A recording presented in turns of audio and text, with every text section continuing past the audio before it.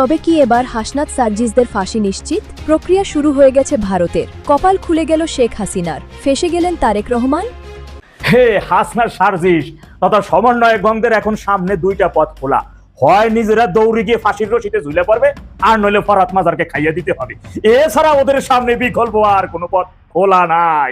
শেখ হাসিনাকে বাংলাদেশে কোনোদিনও ফাঁসি দেওয়া সম্ভব না। শেখ হাসিনাকে বাংলাদেশে ফাঁসি দেওয়া বা মৃত্যুদণ্ড কার্যকর করা শেখ হাসিনাকে কোনোদিনও সম্ভব না। এই আওয়ামী লীগ আবার ফিরে আসবে। সমস্ত শক্তি দিয়েও যদি আপনারা লাগে না শেখ হাসিনাকে বাংলাদেশে ফাঁসি দিতে, তাও পারবেন না ভাই। এই জবান দিয়ে বলে রাখেন ভাই, তাও পারবেন না। তারেক রহমান ওরফে তারেক জিয়া মাননীয় প্রধানমন্ত্রীকে আগামী ১.৫ বছরের মধ্যে মাইনাস করে লন্ডনে ফেরত পাঠাতে চায়। অবাক হচ্ছেন? চমকে উঠছেন? ঘটনা সত্য। যে আঙুলে ঘি উঠে না, অনেক সময় আঙুলটা এমনি বাঁকাতে হয়। বিএনপি সরকার ইতিমধ্যে ভারতের সাথে সব ধরনের কূটনৈতিক শিষ্টাচার ভঙ্গ করে ফেলেছে। ভারতের উচিত এইবার আঙুলটা বাঁকা করে প্রচারণার বাস্তবতা কড়াই গন্ডায় বুঝিয়ে দেওয়া। আসসালামু আলাইকুম প্রিয় দর্শক, অন্যমঞ্চের আলাপ চাইতে আপনাদের সকলকে আমন্ত্রণ জানাচ্ছি। শেখ হাসিনাকে বাংলাদেশে কোনোদিনও ফাঁসি দেওয়া সম্ভব না, দুইটা কারণে। শেখ হাসিনাকে বাংলাদেশে ফাঁসি দেওয়া বা মৃত্যুদণ্ড কার্যকর করা শেখ হাসিনাকে কোনোদিনও সম্ভব না। আজকে শুধু দুইটা কারণ আমি আপনাদেরকে বলবো। নাম্বার 1, কি কারণে আপনারা শেখ হাসিনাকে বাংলাদেশে ফাঁসি দিতে পারবেন না বা মৃত্যুদণ্ড কার্যকর করতে পারবেন না। প্রথম এবং প্রধান সমস্যা হলো ভারত এবং মিস্টার শ্রী নরেন্দ্র মোদী। ভারত এবং শ্রী নরেন্দ্র মোদী ভালো করে কান খোলা রেখে কথাগুলো শোনেন, বুঝছেন? যদি কোনো মিথ্যা কথা বলে থাকি বা অযৌক্তিক কথা বলে থাকি কমেন্ট করে আপনারা জানেন। একটা জিনিস আপনারা খেয়াল করেন, ভারতের নরেন্দ্র মোদী, শ্রী নরেন্দ্র মোদী ভারতের 3 বারের প্রধানমন্ত্রী, এবং অন্যদিকে বাংলাদেশের ex prime minister Sheikh Hasina, she was prime minister for Bangladesh in a row for 3 terms, তাই না? উনিও 3 টার্মে কি ছিল, বাংলাদেশের প্রধানমন্ত্রী ছিল। এবং বাংলাদেশের প্রধানমন্ত্রী থাকাকালীন অবস্থায় ভারতের সাথে বাংলাদেশের একটা মহব্বতের সম্পর্ক তৈরি হয়েছিল, সেটা আমরা জানি।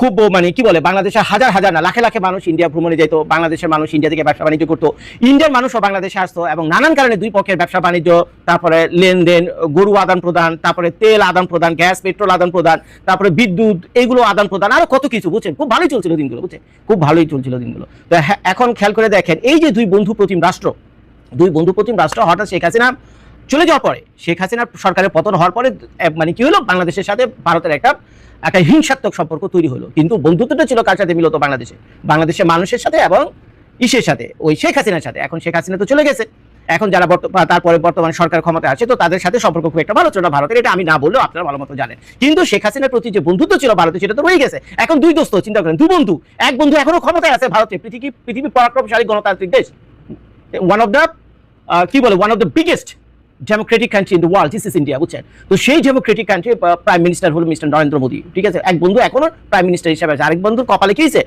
দুর্গতি দেখা দিয়েছে এবং সে দেশ ছেড়ে চলে গেছে। এখন চিন্তা করে দেখেন, শ্রী নরেন্দ্র মোদী কি তার বন্ধুর কথা ভুলে যাবে? ভারত কি তার বন্ধুর কথা ভুলে যাবে? উত্তর হলো নো, কোনোদিনও ভুলবে না, ভোলার কথাও না। আমি আপনি হলে আমরাও ভুলতাম না ভাই। এটাই তো আমাদের ধর্ম, আমাদের ধর্ম তো এটাই শেখায়, বন্ধুর বিপদে পাশে দাঁড়াও।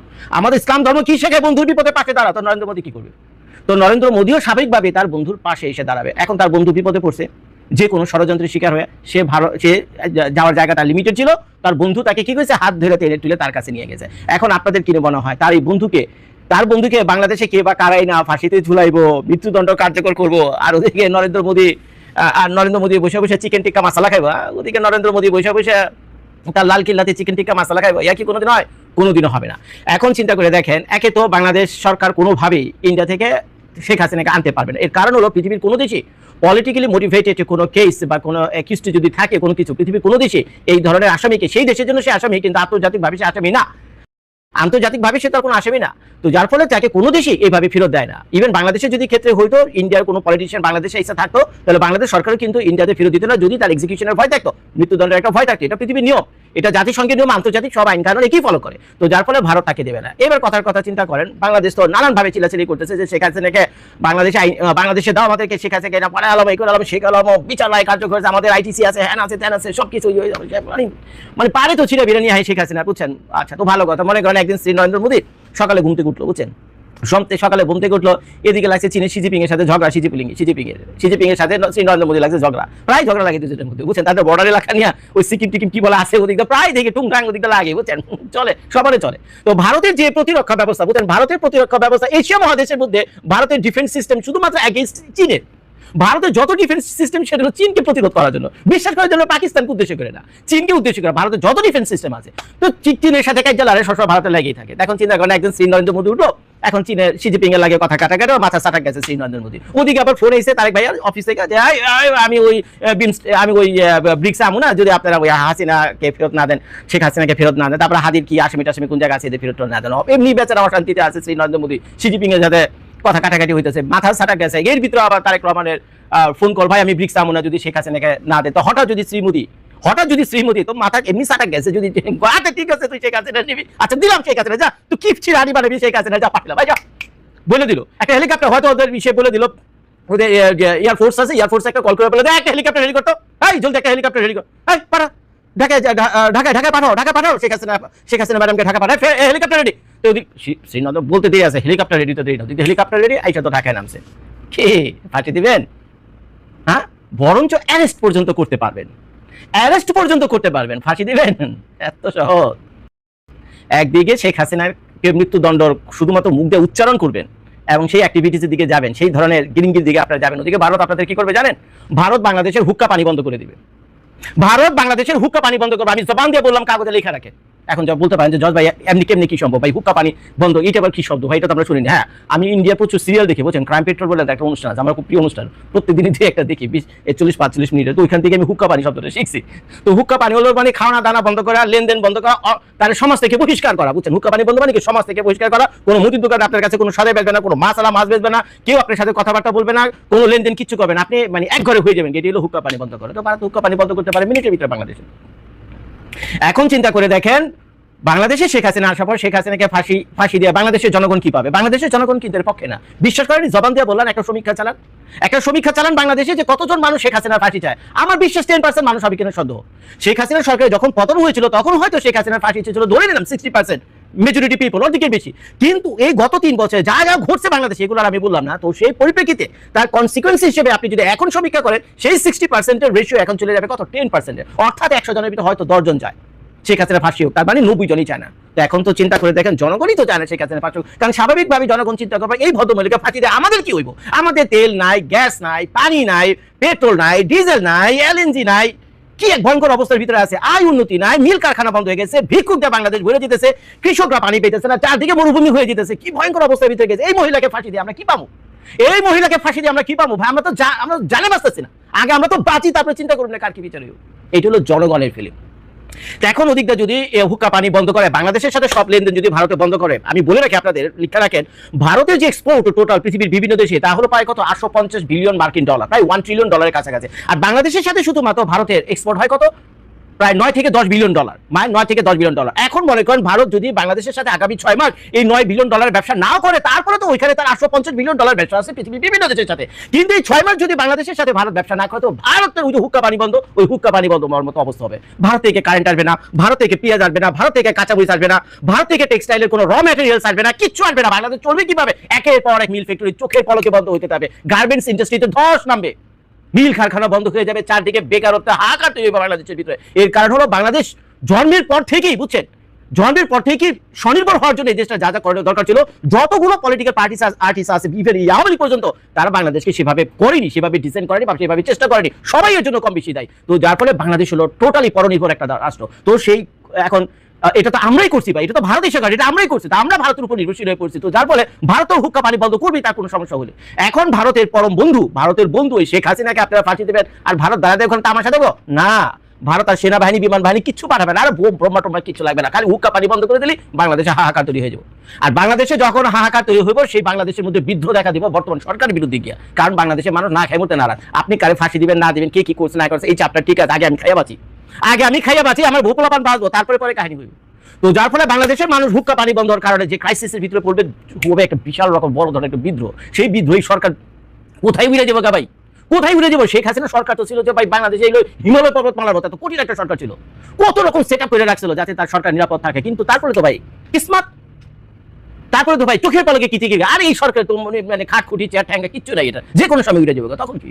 তো যদি সরকার কোনো কারণে উড়ে জায়গা, বুঝছেন, সরকার কোনো কারণে যদি পড়ে জায়গা, তো যার ফলে কি হলো, এই ইমার্জিং আওয়ামী লীগ আবার ফিরে আসবে, বুঝছেন, এই আওয়ামী লীগ আবার ফিরে আসবে।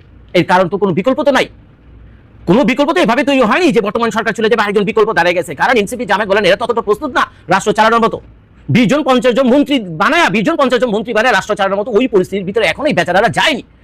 তো তারপরে এই অভিজ্ঞতা আছে একমাত্র কার? জাতীয় পার্টির এই অভিজ্ঞতা আছে একমাত্র কার? আওয়ামী লীগের আর বিএনপি। আর বিএনপি তো করছিল বিরাট লেগেছে ভাই। তো এখন বিএনপি তার সরকার সামলাবে না, শেখ হাসিনা ফাঁসি দিবে। এবার আমাকে বলে, তো স্বাভাবিকভাবে বর্তমান সরকার চাই ভাই মাপ চাই, আমার হুক্কা পানি বন্ধ করার দরকার নাই, ঠিক আছে, নামকা ওয়াসে অ্যারেস্ট করে রাখে, খানা দানা ভিআইপি সেলে চলবে, রুমের ভিতরে টিভি আর কন্ডিশন লাগাই দেবো, কোনো সমস্যা নাই, পত্র পত্রিকা সবকিছু থাকবে, ম্যাডাম দরকার হলে রাজনীতি পর্যন্ত করতে পারবে, কোনো সমস্যা নাই, শ্রী নরেন্দ্র মোদী মাপ চাই ভাই, হুক্কা পানি বন্ধ করেন। আর কিছুদিন চলুক, আমাদের যে 5টা বছর আছে, আমরা 5টা বছর ভালোই তো 6 মাস চলতেছি, লুটপাট করে এখনো তো ঠিকঠাক মতো গুছিতে পারি, কারণ আরো 4.5 বছর লুটপাট করতে হইব, বুঝছেন?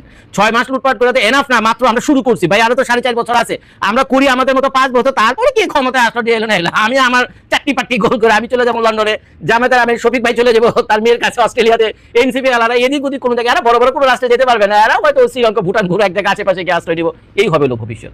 তো এই গেল হলো ভারতের প্রভাব। দ্বিতীয় যে কারণটা যে শেষ করবে সেটা অত্যন্ত সাধারণ একটা কারণ, এটা কমন সেন্স, এটা সবাই জানে, সেটা হলো জাতিসংঘের human rights, United nation human rights. তো এরা তো ভাই ওই প্যান্টের ভিতরে আদিয়া বয়ে থাকবে না, বুঝছেন? বাংলাদেশে আসবে একজন পলিটিক্যাল লিডার, 17-18 বছরের একটানা শাসন করা বাংলাদেশের একজন প্রাইম মিনিস্টার, আপনি পলিটিক্যালি মোটিভেটেড হয়ে কোথায় কি মামলা করছেন, কি করছেন না করছেন, এগুলো যাচাই বাছাই ছাড়া এমনি ধরে আরেকজন দেখে পাঠিয়ে দিতে দেবেন, আর ওয়ে ব্যাগে আঙ্গুল চষবে এরা, মোটেও না। আরে ভাই, জাতিসংঘের হেড অফিস করবে, জাতিসংঘের মানবাধিকার হেড অফিস শুধু ঢাকা শহরে হিসেবে, আমি জবান দিয়ে বলে রাখলাম, জাতিসংঘের যে হেড অফিস আছে মানবাধিকার কমিশনে, তার হেড অফিস বাংলাদেশ ঢাকা শহরে হিসেবে করছে, শালা আমরা আইতেছি মামলা দেখার জন্য। কি আরে দিবি দেখি কেমনি কি হয়েছে, কি করবেন? জলাজলি করতে যাবেন? আরে ভাই, এক ভারতের সাথে তো আপনি পারতেছেন না, আর হুক্কা পানির ভয়। ওদিকে আবার জাতিসংঘে যদি পাঙ্গা নেন, জাতিসংঘে পাঙ্গা কি? জাতিসংঘে কি ওই 70 নৌ ঘর পাঠাইবো আপনাদের জন্য?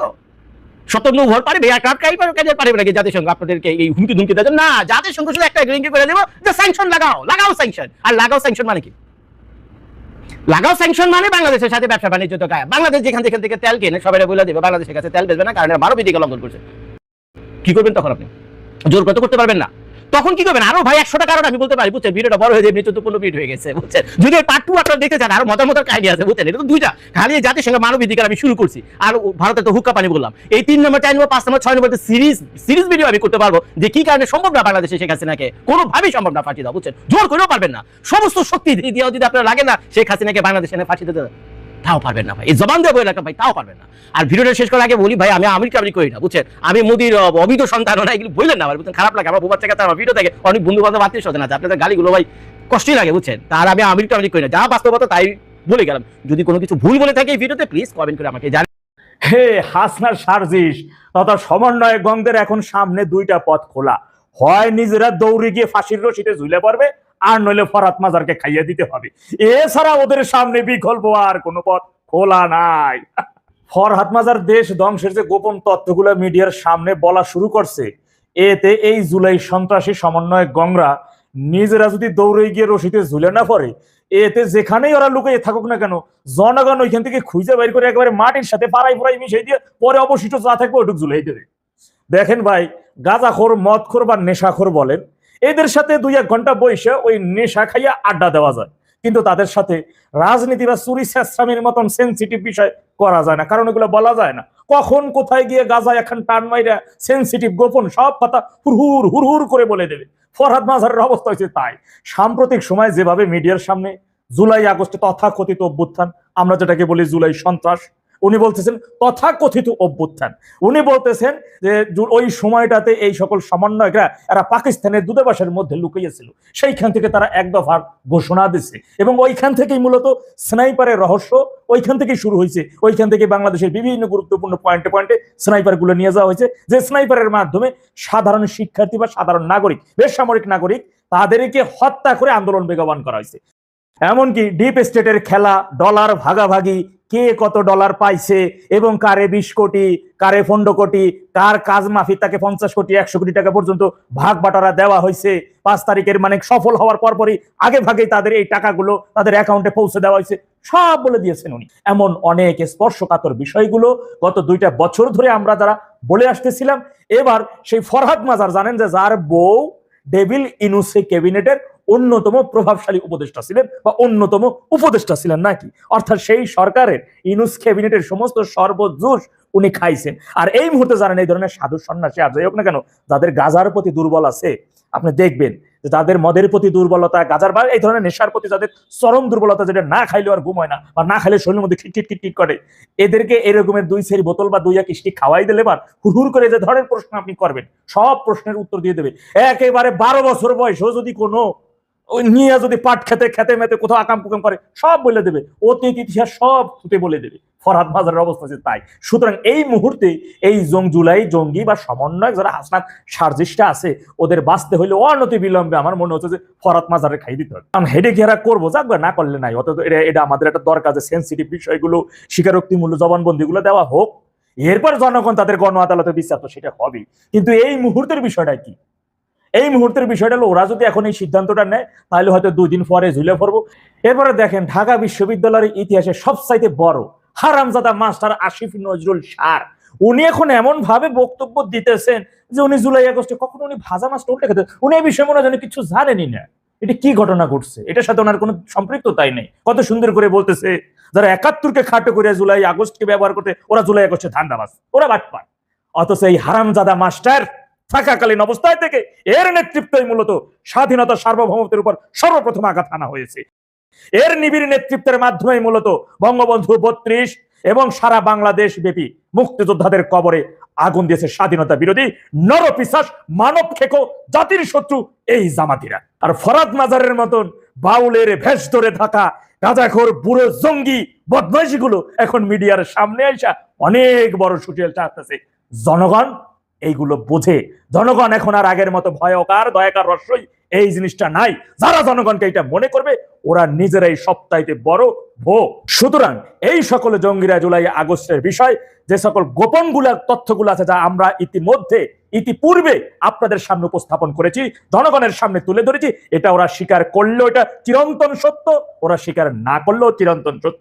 তবে ওরা যে কটা প্রথম শ্রেণীর বুড়া বাম রয়েছে, এই জঙ্গি ফরহাদ মাজার, আসিফ নজরুল সহ ডেভিল ইনুস গং, জুলাই সন্ত্রাসী, এদের প্রথম শ্রেণীর গুলাকে অবশ্যই ওদের স্বীকারোক্তিগুলো জনগণের সামনে ওরা নিজের মুখেই হুর হুর করে বলবে। এরপরে ওদের শাস্তি দেশের জনগণ নিশ্চিত করবে ইনশাল্লাহ। ফাঁস বা স্বীকার করলেও ঝুলবে, না করলেও